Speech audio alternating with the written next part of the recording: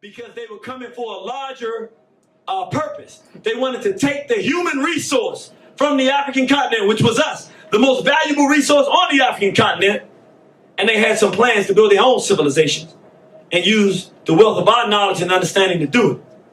So they would strip us from our families and strip us naked and take us to these dungeons where they would pack us in like sardines in the dungeons first, starve us half to death so we would become weak and we could barely fight. And then they would force us to get up and they would put us on the water on these prisons on the ocean called slave ships. The first one was called the Good Ship Jesus, captained by Sir John Hawkins.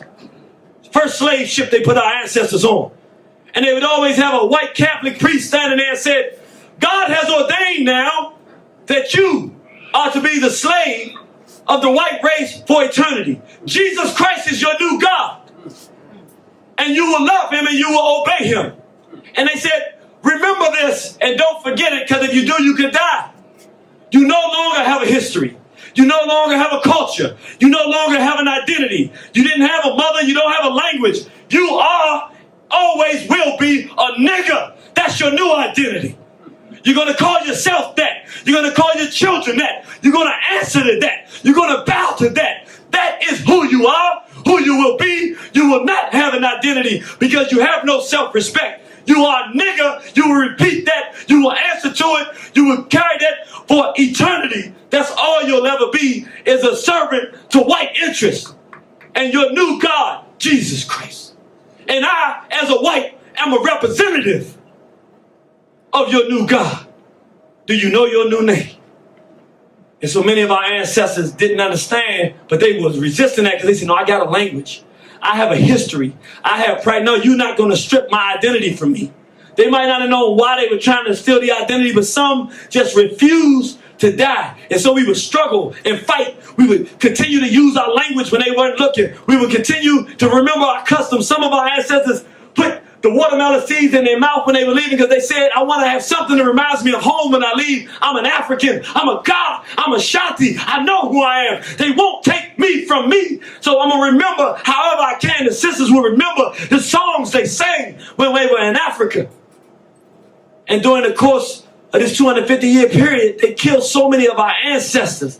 I mean, imagine they make us just throw our ancestors overboard. They killed so many millions of our ancestors that the Atlantic shark stopped hunting for food in the ocean. And they started traveling on a new migration pattern that they follow to this very day because they could follow the slave ships and they knew that there would be fresh meat for them to eat. They stopped hunting in the ocean, the sharks. That's right. Because our ancestors became their most enjoyed meal.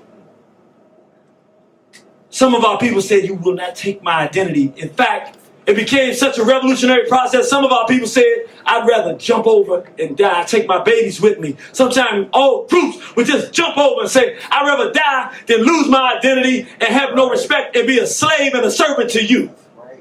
That's right. And so they said, no, I'm going to beat this out of you.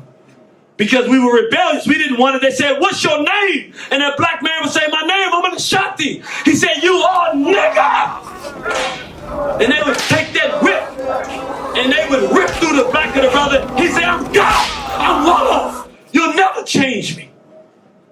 And many of our ancestors died fighting, never giving up their identity, never accepting anything less than being proud, productive African people, the beginning of civilization. But see, they would rip through the backs of our ancestors saying, I will make you submit to a new identity because unless I strip your self-respect from you and you can answer to a new identity, I can't do what I intend to do, so I'm going to break you. Some of us didn't break. A lot of us broke. This was serious. I know it's hard to imagine, but some brothers were so revolutionary, they said, man, I will starve myself.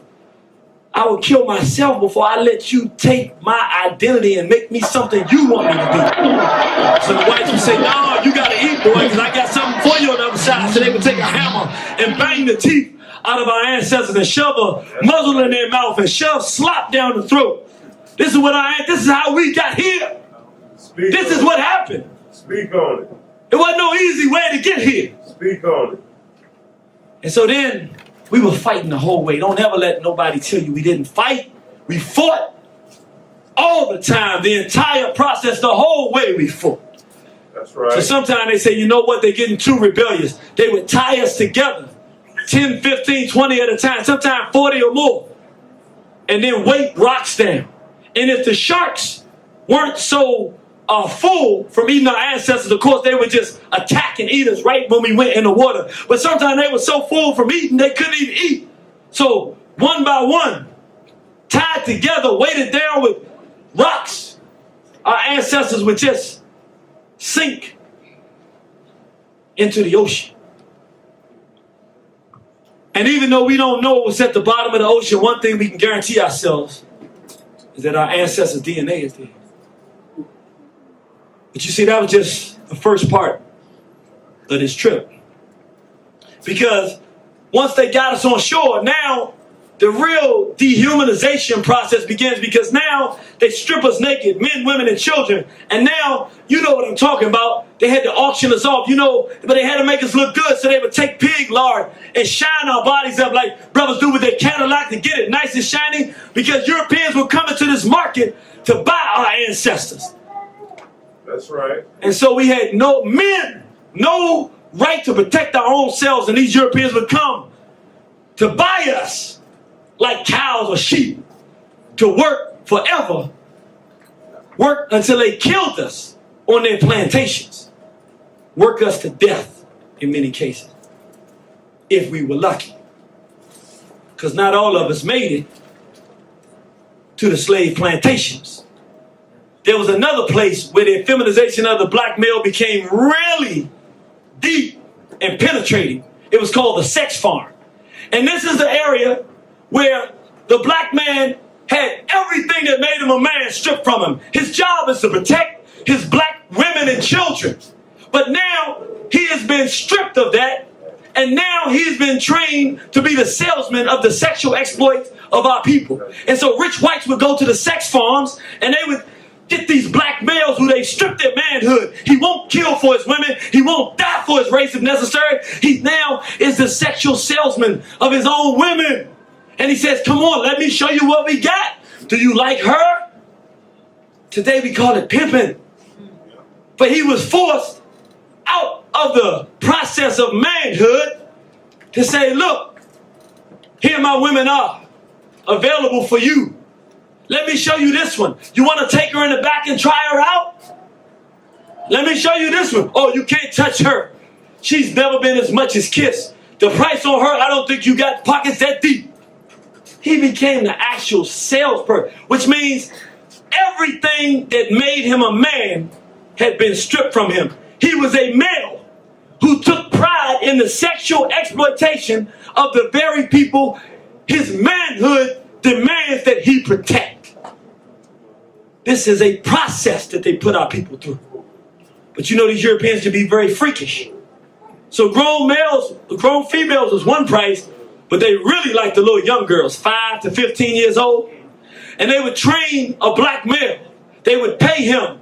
And in exchange for these nice clothes and economic benefit, he would train these little young girls to dance and gyrate before the world and present themselves as sexually tantalating to these grown white males who could then buy them and take them home as sexual slaves, or could take them in the back and have their way with these little girls. Speak on it. Can you imagine black men being reduced to such a level?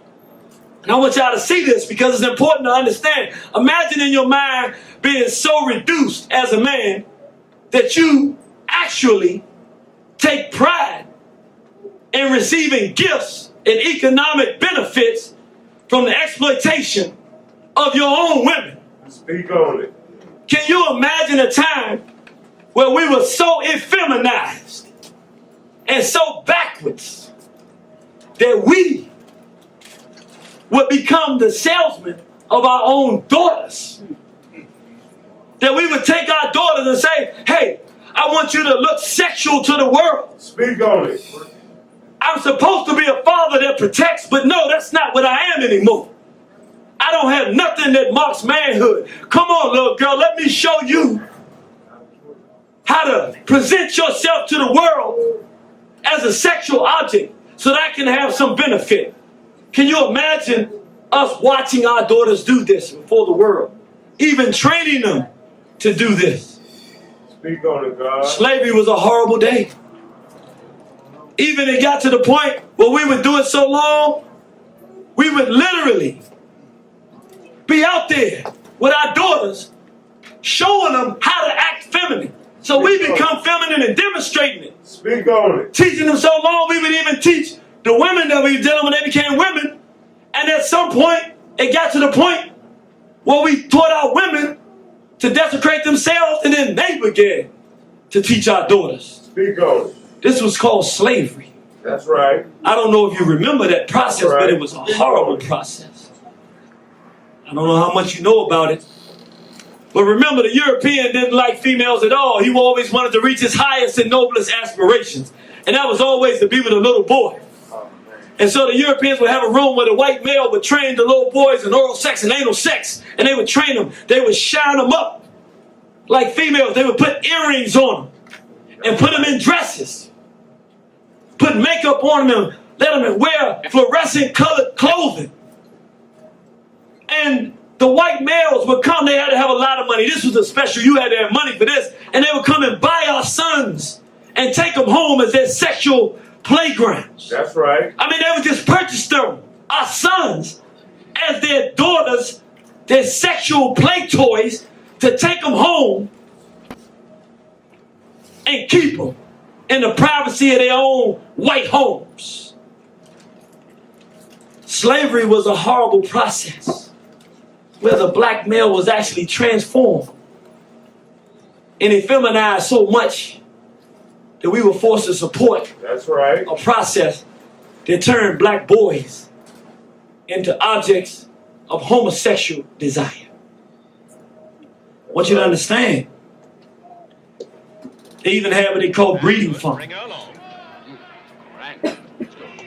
When the breeding farms, black males, big brothers, well-endowed brothers, young girl, 12 years old, just get her first period. Whites would travel hundreds of miles down here in Virginia, Southern Maryland, Tennessee. They were all around the country. And they bring the little girl there for him to rape.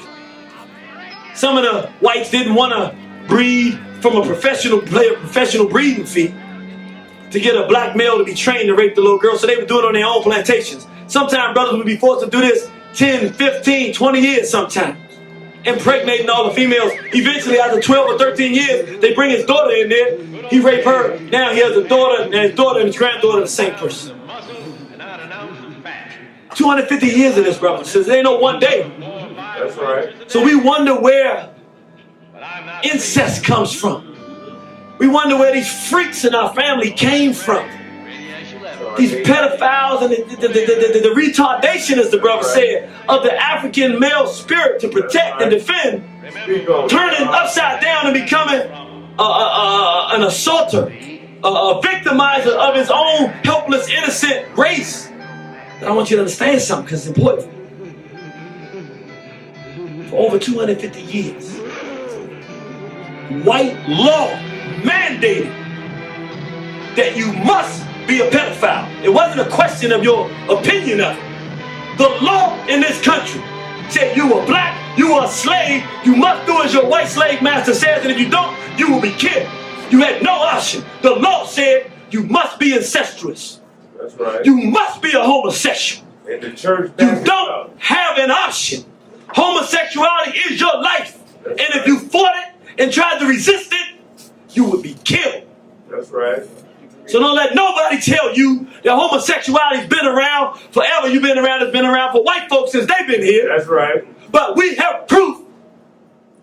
Our reality is proof that you had hundreds of years of laws mandating our complicity with child sexual abuse, incest, rape, homosexuality, and every filthy, degenerate practice you brought with your filthy behind from Europe. That's right. And you forced us into this. And we started opening our minds and seeing what's going on. We realized yesterday ain't that much different than today. Dr. John Henry Clark said the people who forget their past be destined to repeat those mistakes of the past. That's right. So I want to talk about this because I want to be very clear how this thing works.